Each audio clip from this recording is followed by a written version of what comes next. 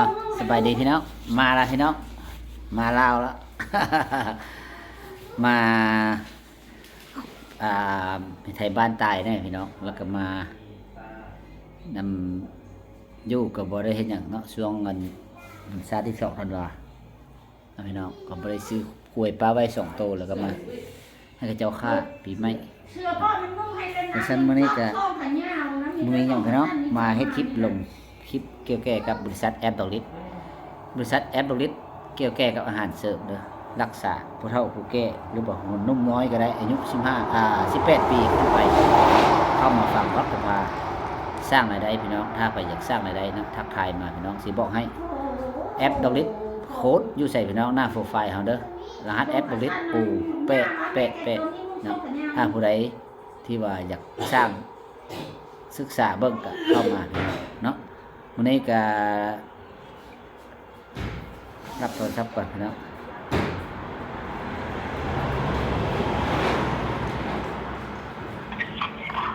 ฮัลโหล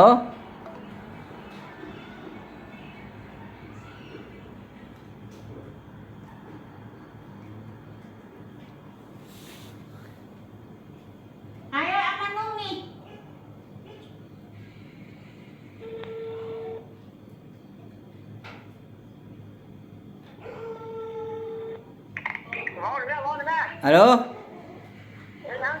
งัวจัดได้หมดแล้วบ่โอ้ยเจ้ากระไรมาให้ฮะได้เท่าไหร่ก็ขายได้อันคุยยังคุยอันยังจักโตหัวคุยเอามาเลย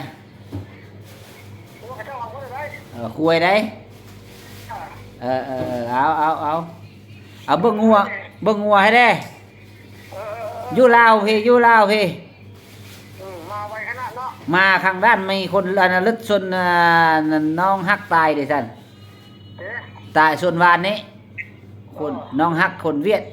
แล้วไรมาแล้ว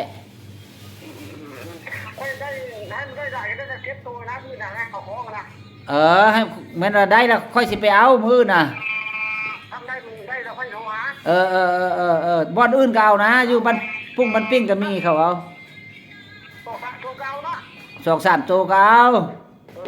มันพอฟังมา